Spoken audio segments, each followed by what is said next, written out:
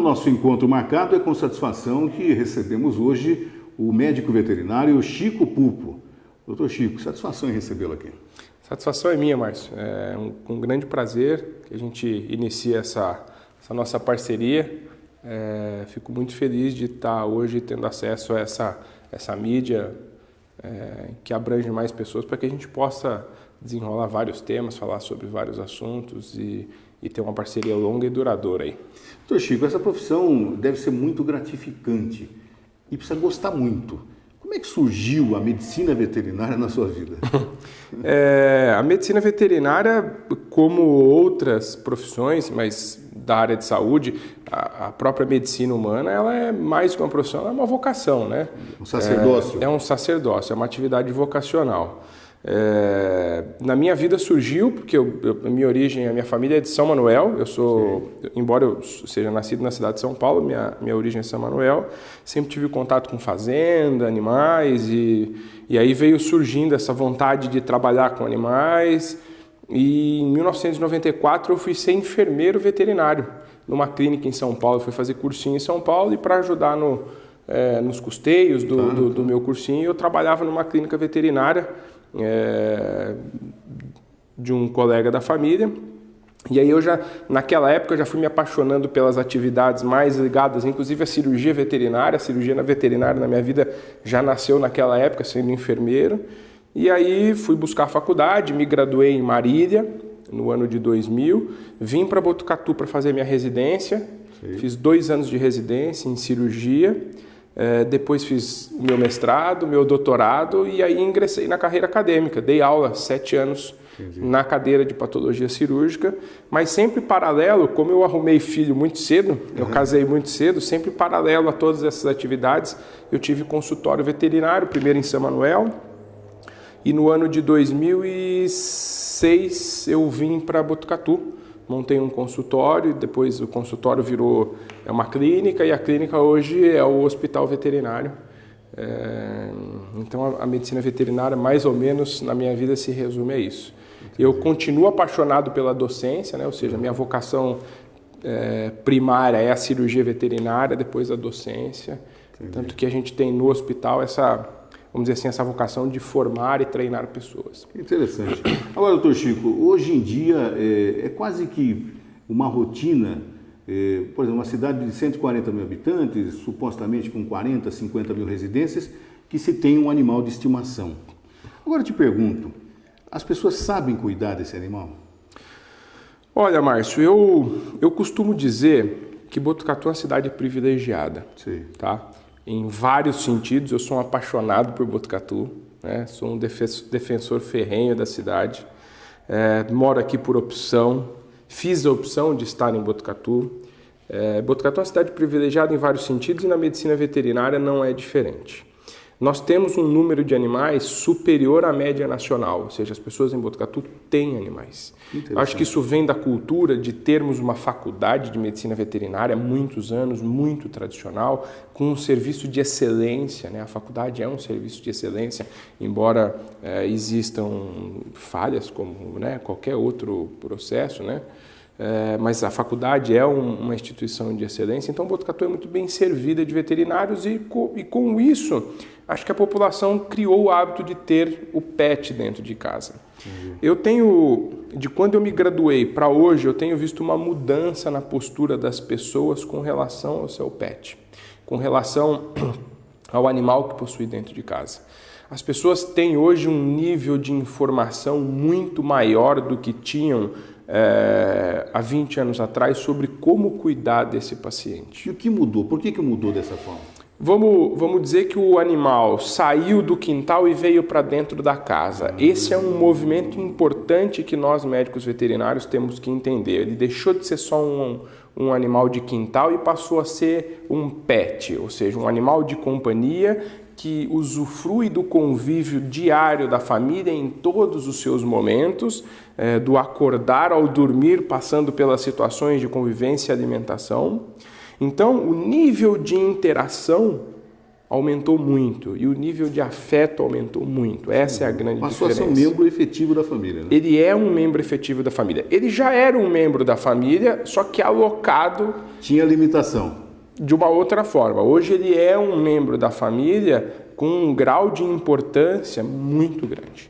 E isso é um fator determinante para que a gente tenha ou não sucesso nas abordagens terapêuticas que a gente faz hoje com este indivíduo, ou seja, a forma como a gente aborda esta família que tem um indivíduo doente, ela mudou, ela é diferente.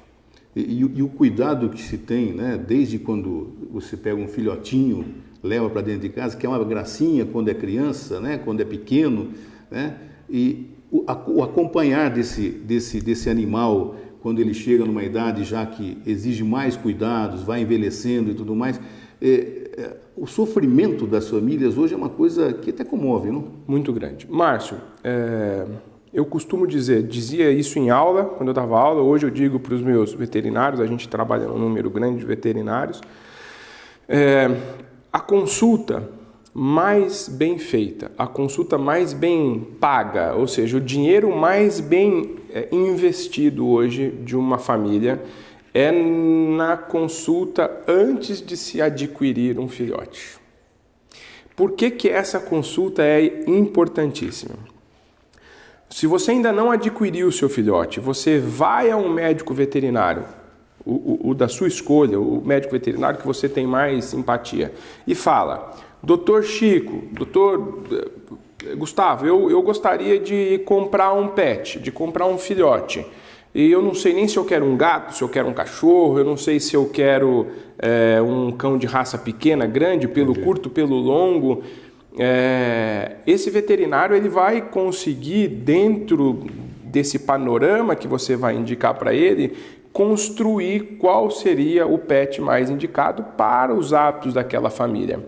Isso já resolveria 30% dos problemas de saída. Isso envolve, inclusive, o tipo de casa que você mora, o piso frio, se tem carpete, se alguém tem alguma doença respiratória na família, tudo isso, né? Exatamente. Ou seja, não existe cão que não ache uma família e não existe família que não ache um pet. Porém, a gente tem que fazer com que a família tenha o pet ideal para os hábitos daquela família, para a moradia que ela tem. Vou dar um exemplo clássico, me procura um colega há uns 90 dias, Chico, eu quero um dog alemão. Aí eu falei para ele, fulano, amigão, você mora num apartamento de 60 metros quadrados. Como você vai ter um dog alemão? Ah, mas é a raça que eu sempre sonhei. Porque eu, na minha infância, tive um dog alemão, que era o meu cachorro preferido. Falei, cara, mas na sua infância os seus pais moravam numa fazenda, hoje você mora num apartamento, como é que você vai pôr um dog alemão? Ah, mas eu não ligo. Falei, mas e o seu vizinho? Nossa, e o cachorro? E o cachorro? Principalmente, e o cachorro? E as pessoas que convivem com você, como é que você põe um animal desse dentro do elevador? Como é que esse cachorro vai se desenvolver em termos de atividade física? Ele... bem pensado. Eu falei, não é bem pensado, a gente foi treinado para pensar essas coisas, né?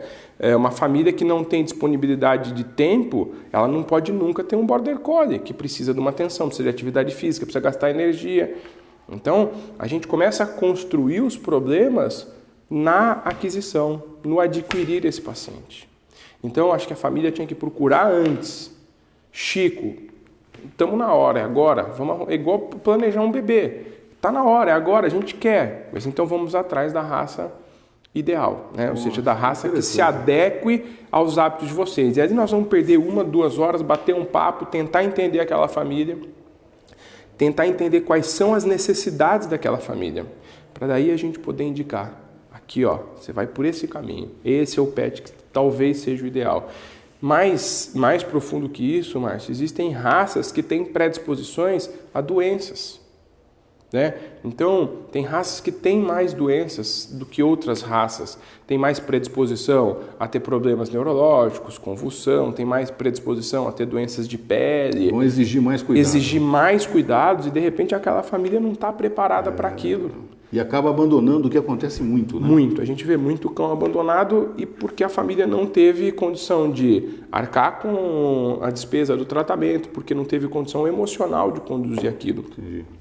Não é fácil.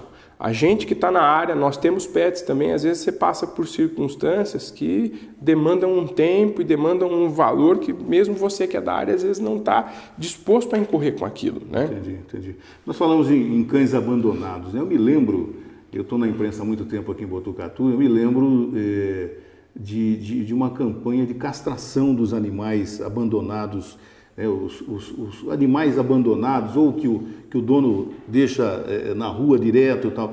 O senhor tem uma opinião a respeito disso? Tenho. Na verdade, é assim, Márcio, isso é um ponto crítico de todos os debates envolvendo medicina veterinária.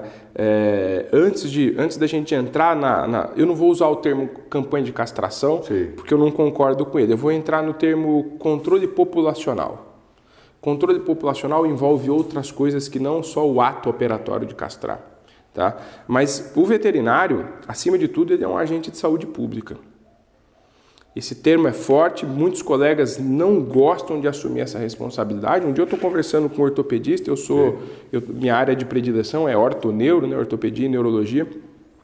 Eu estou conversando com um colega ortopedista e falou: Chico, mas você vai me desculpar, mas eu não sou profissional de saúde pública, eu só trabalho com osso.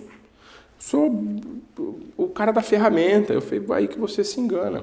E aí eu vou aproveitar a situação para falar de um assunto que é emergente. Tivemos agora, no último domingo, uma reportagem no Fantástico sobre as superbactérias, né? Ou seja, todo um processo que a medicina humana vem passando para tentar controlar a existência dessas bactérias hiperresistentes a antibióticos. Nós já temos cepas bacterianas resistentes a antibióticos de última geração e o veterinário tem sim um papel importantíssimo, mesmo o ortopedista, na existência dessas bactérias. Como nós dissemos no momento anterior, no início do nosso programa, em que existe um nível de convivência muito maior do pet com o proprietário, ou seja, ele deixou de ser só um animal colocado lá no fundo do quintal e passou a ser um indivíduo que mora dentro da casa.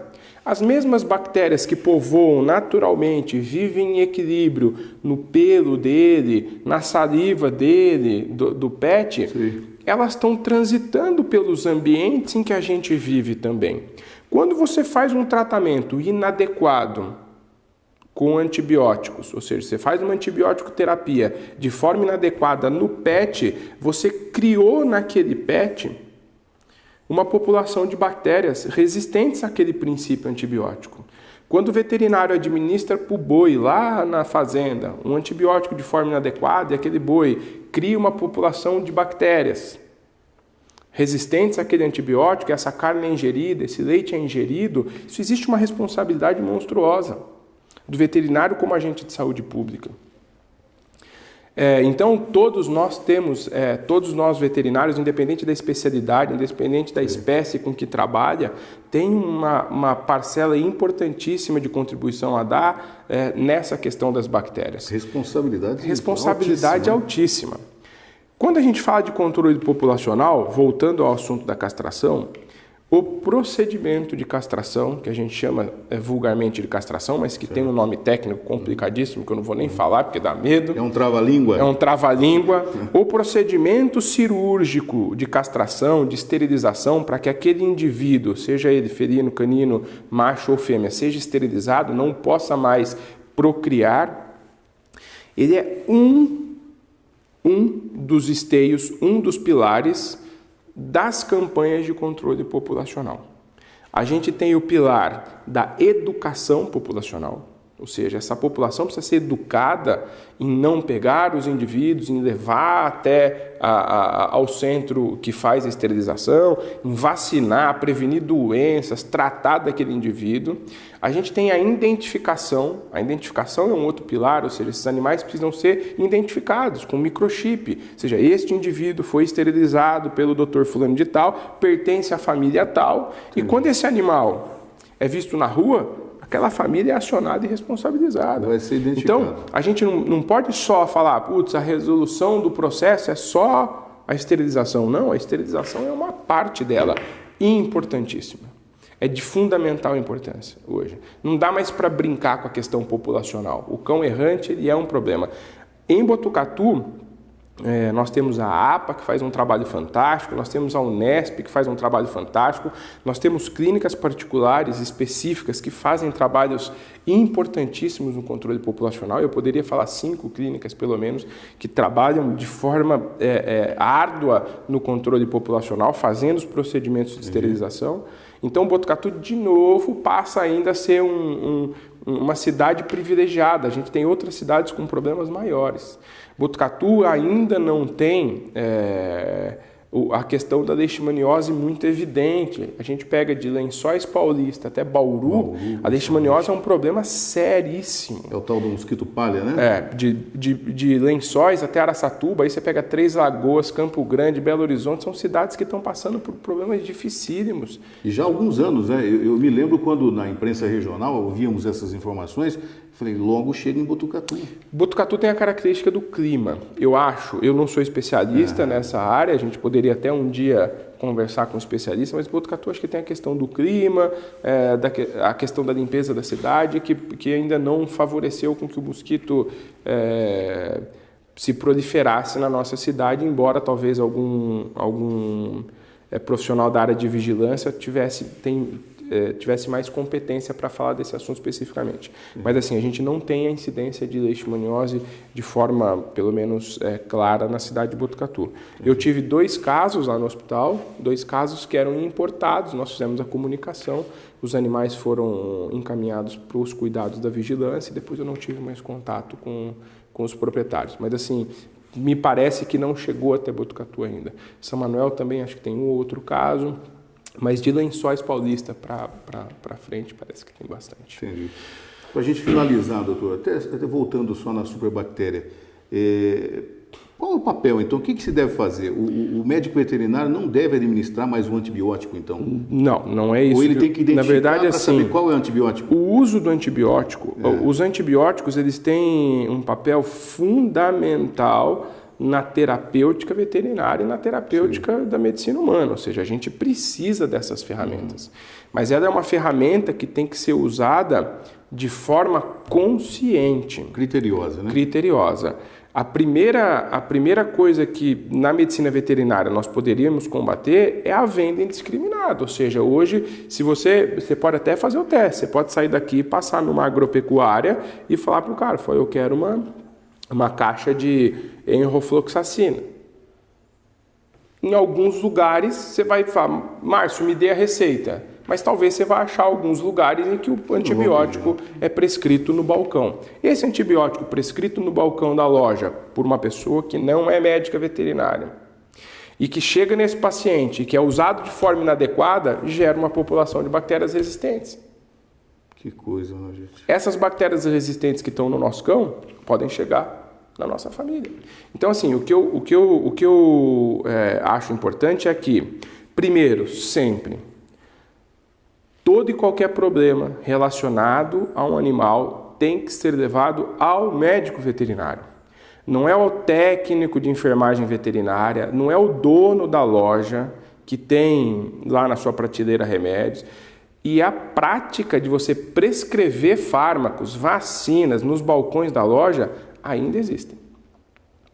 Por incrível que pareça, uma cidade como Botucatu, com uma universidade, com várias clínicas, com profissionais de alto nível, Botucatu é uma cidade bem servida.